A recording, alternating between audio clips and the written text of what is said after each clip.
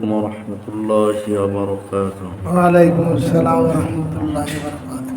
إن الحمد لله الأكرم الذي خلق الإنسان وكرمه وعلمه من البيان ما لم يعلم،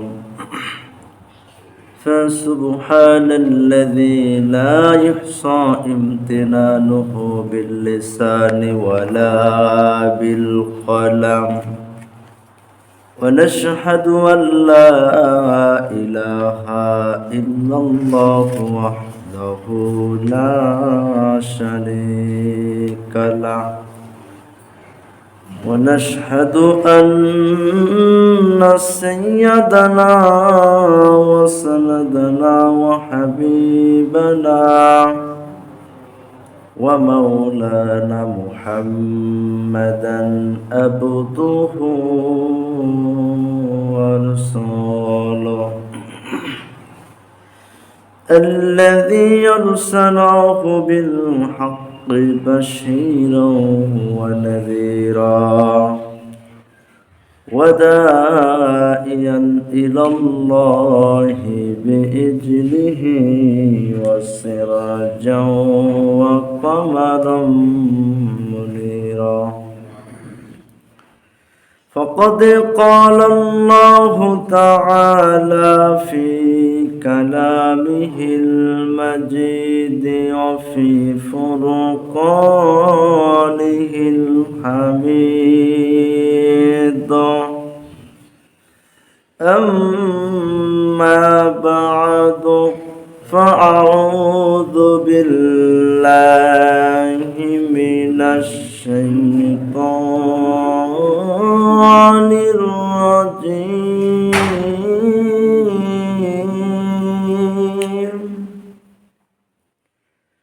بسم الله الرحمن الرحيم.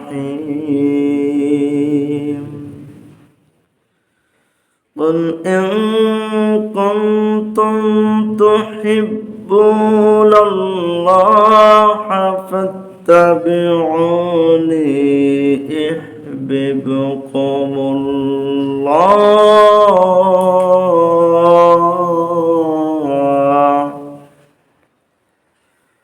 ويغفر لكم ذنوبكم والله غفور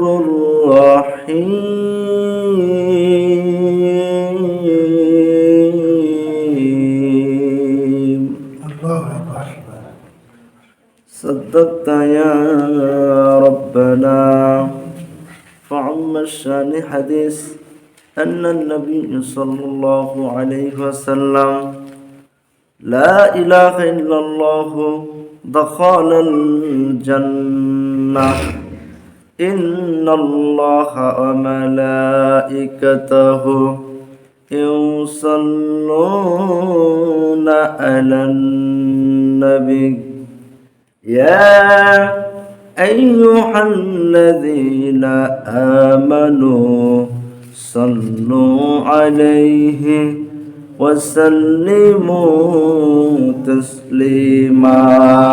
اللهم صل على سيدنا مولانا محمد وعلى آل سيدنا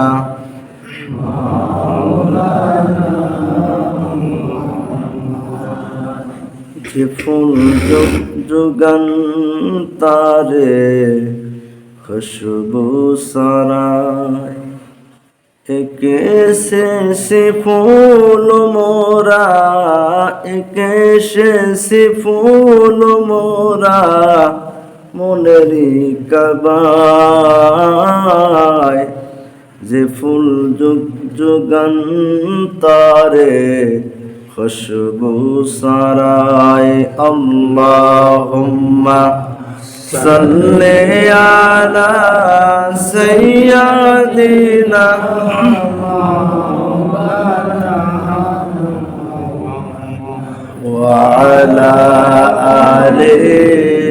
سيدنا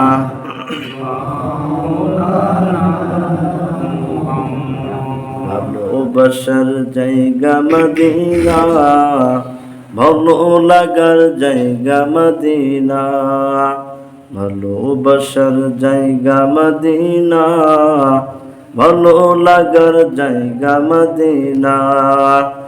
এত সুন্দর জায়গা কোথাও দেখি না, এত সুন্দর জায়গা কোথাও দেখি না, সাজিয়েছেন দয়াল রব্বানা, ভালো লাগার জায়গা মদিনা।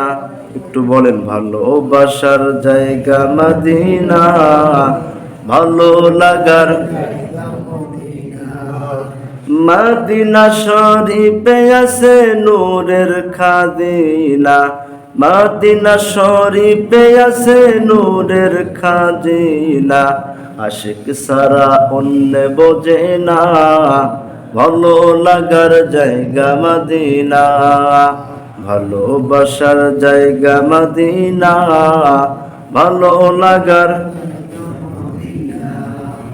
একদিন কবরে যাব কেউ তো যাবে না, একদিন কবরে যাব কেউ তো যাবে না, যাবে আমার শাহে মদিনা, ভালো লাগার, ভালো লাগার জায়গা মদিনা, ভালোবাসার জায়গা মদিনা। যতই দরুদ পড়ি তৃপ্তি মেটে না, যতই দরুদ পড়ি তৃপ্তি মেটে না, শূন্যতেও শান্তি থাকে না, ভালো লাগার। একটু মহব্বতে বলুন, ভালোবাসার জায়গা মদিনা, ভালো লাগার জায়গা মদিনা। আমার জীবনে অনেক বেশি গুনাহ, আমার জীবনে অনেক বেশি গুনাহ, তাই হাবিবের কদম ছাড়ব না, ভালোবাসার জায়গা মদিনা। বলেন, ভালোবাসার জায়গা মদিনা, ভালো লাগার জায়গা মদিনা। আল্লাহুম্মা সাল্লি আলা সাইয়্যিদিনা মাওলানা মুহাম্মদ ওয়া আলা আলিহি সাইয়্যিদিনা মাওলানা। সকলে বলুন সাল্লাল্লাহু আলাইহি ওয়াসাল্লাম। ওই আল্লাহ তাআলার লাখের শুকরিয়া যে মহান রব্বুল আলামিন তার দয়ার পরবাসে আমাকে আপনাকে আদর করে ডেকে এনে জান্নাতের বাগানে আসার বসার সুযোগ করে দিলেন। সেই আল্লাহ পাকের উপর আমরা একবার কালেমাত শুকর আদায় করি। আমরা সকলেই বলি আলহামদুলিল্লাহ। অতঃপর শত কোটি দরুদ এবং সালাম বিশ্ব মানবতার মুক্তির দূত সৈয়দুল মুরসালিন খাতামান নাবিয়িন রাহমাতাল লিল আলামিনের উপর আমরা একবার দরুদ পড়ি, সকলেই পড়ি সাল্লাল্লাহু আলাইহি ওয়াসাল্লাম। আপনারা সবাই কেমন আছেন? আলহামদুলিল্লাহ। আল্লাহ রাব্বুল আলামিন আমাকে ভালো রেখেছেন। আমি কোরআনুল কারীম থেকে একটি আয়াতে কারিমা তেলাওয়াত করেছি। আল্লাহ রাব্বুল আলামিন বলেছেন, আউযু বিল্লাহি মিনাশ শাইতানির রাজীম, বিসমিল্লাহির রহমানির রহিম, قل إن كنتم تحبون الله।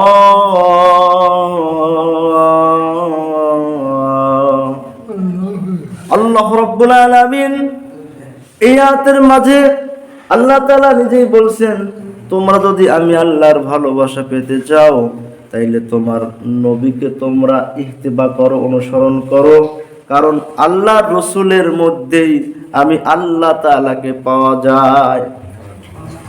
হাদিসের মধ্যে আছে হযরতে আবু আহমাস রাদিয়াল্লাহু তাআলা আনহু একবার আবু যর রাদিয়াল্লাহু তাআলা আনহুকে বললেন, হে আবু যর, আল্লাহর রাসূল নাকি তিনটা জিনিসকে সবচাইতে বেশি পছন্দ করে।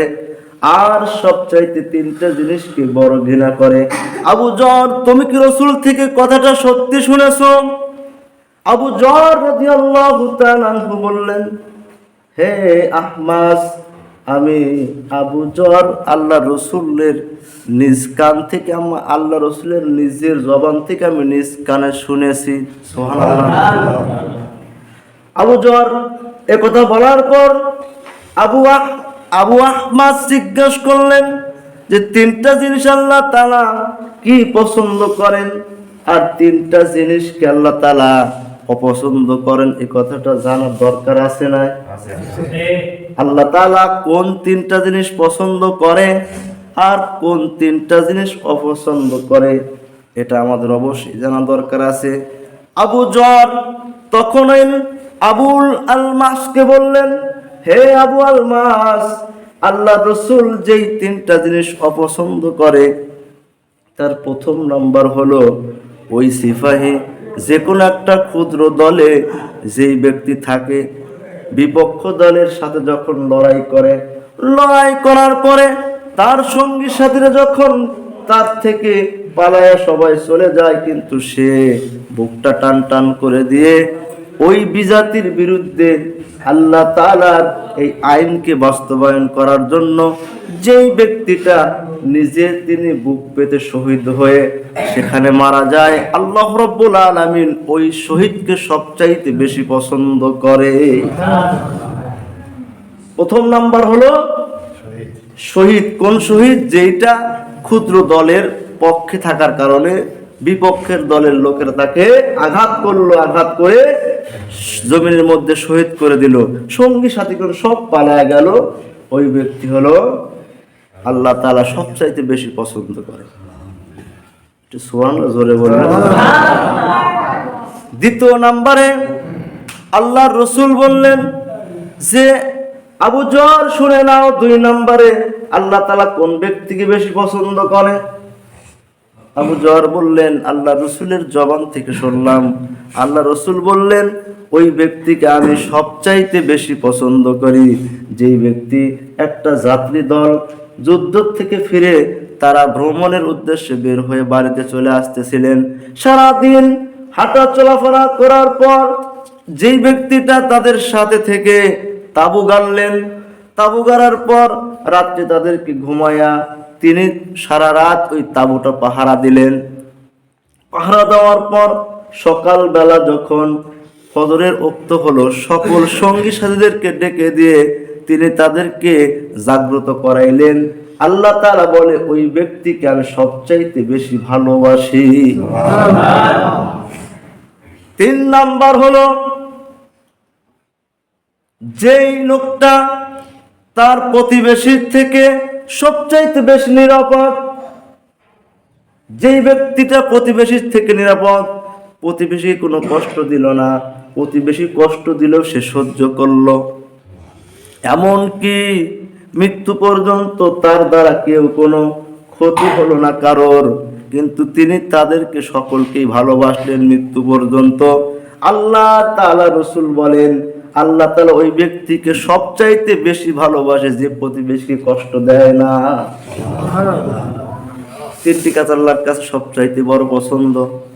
আর 3টি কাজ সবচাইতে বড় অপছন্দনীয় হলো আল্লাহর রাসূল বলেছেন 3টি কাজ সবচাইতে অপছন্দনীয় আল্লাহর কাছে।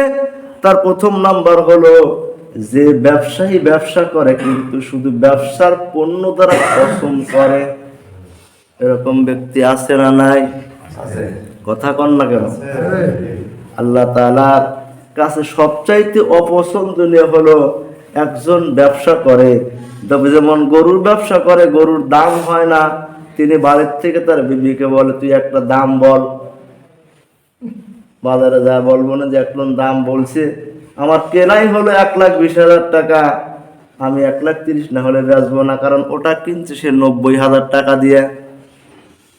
কিন্তু মিথ্যা কসম খায় যেই ব্যবসায়ী, যে পণ্য দ্বারা মিথ্যা কসম খায়, আল্লাহ রসুল বলে আল্লাহ তাআলা ওই ব্যক্তিকে সবচাইতে বড় অপছন্দনীয়।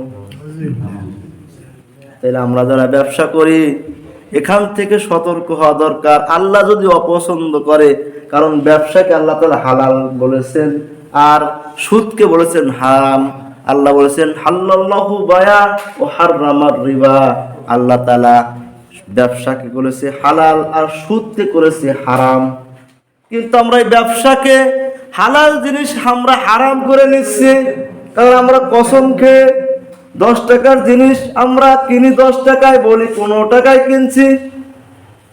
এরকম ডাকাত আছে না নাই? কথা কোন জোরে আছে না নাই? আল্লাহ তাআলা বলছেন ওই ব্যক্তি আমার কাছে সবচাইতে অপছন্দনীয়, যেই ব্যক্তি ব্যবসার মাল নিয়ে কসম কাটে। 2 নাম্বার হলো যে কৃপণ দান করার পরও খোটা দেয়। এরকম লোক আছে না? কেমন করে খোটা দেয় দেখেন। পাশের বাড়ির যদি কারো সন্তান পরীক্ষা দেওয়ার জন্য 100 টাকা চায়, ওই কৃপণটা বলে তোর ছেলে যখন পরীক্ষা দিতেছিল তখন তোর কাছে 100 টাকা ছিল না, আমি যদি 100 টাকা না দিতাম তোর ছেলে পরীক্ষা দিতেও পারতো না, পাশও করতে পারতো না, বড় ভার্সিটিতে পড়তে পারতো না, আবার সেখান থেকে বড় চাকরিও করতে পারতো না। ওটা আমার কারণেই হয়েছে। এরকম লোক আছে না? কথা কর না কেন? এই লোক কৃপণকে আল্লাহ তাআলা সবচাইতে বড় অপছন্দ করেন, কারণ দান করার পর যে খোটা দেয়,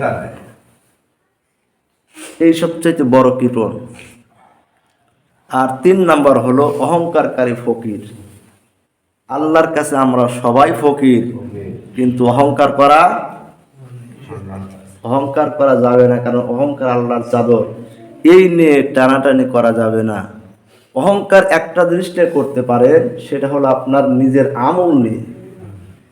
যেই ব্যক্তি তার নিজের আমল বেশি করবে, মানুষের সাথে প্রতিযোগিতা করবে, যে অমুক যদি রাত্রিবেলা তাহাজ্জুদ 2 রাকাত পরে আমি 4 রাকাত পড়ব, অমুক যদি বেশি বেশি জিকির আজকার করে আমি তার চাইতে আরো বেশি করব, এইটারই অহংকার করে। এটা অহংকার শোভা পায়। কিন্তু আপনি সম্পদ করবেন, অমুক সম্পদ করেছে 5 বিঘা, আমি চিন্তা করি 10 বিঘা করব। আছে না নাই? এরকম লোক আছে, অমুক চাকরি করে 10,000 টাকা গোছায়, আমি কি করি, আমি 20,000 টাকা গোছাবো। এই প্রতিযোগিতা আমরা পড়ে আছি। এটা আমাদের অহংকার করে আমরা করি। একজন 10,000 টাকা দান করলে ও বলে যে ও 10 করছে, আমিও করব। এটা করেন, এটা অহংকার হলেও আপনার আমলনামায় সওয়াব বেশি থাকবে। সুবহানাল্লাহ। এই জন্য আল্লাহর কাছে অহংকার কোনো মতেই, আল্লাহর কাছে যেন আমাদের অহংকার না, কারণ অহংকার আল্লাহর চাদর। অহংকার আল্লাহ করবে, পৃথিবীর কোনো মানুষ অহংকার করতে পারবে না। আমি এই জন্য মাঝে মাঝে বলি, অহংকার আপনারা ইবাদত বন্দি নিয়ে করবেন। যে যত পারে মানুষের কাছে আপনারা তাদের সাথে প্রতিযোগিতা করে অহংকার করেন। এরকম অহংকার করতে পারলে আল্লাহ রাব্বুল আলামিন অবশ্যই এই অহংকারের জন্য উত্তম যাজা দেন। সুবহানাল্লাহ। যাই হোক, আল্লাহ তাআলার কাছে যে পছন্দনীয় জিনিসগুলো হয় ওটা আমরা করব, আর অপছন্দনীয় জিনিসগুলো আমরা ছাড়বো। এটাই আমাদের আজকের মেসেজ। বেশি কিছু বলা প্রয়োজন পড়ে না। প্রত্যেকটি জুমার মেম্বার থেকে যদি প্রত্যেকটা জুমাতে একটা করে মেসেজ, একটা করে কথা যদি আপনারা নিয়ে যেতে পারেন, ওই একটা কথার কারণেই আপনার জীবনটা পরিবর্তন হয়ে যাবে। ছোট দিন পুরনো বেজে গেছে।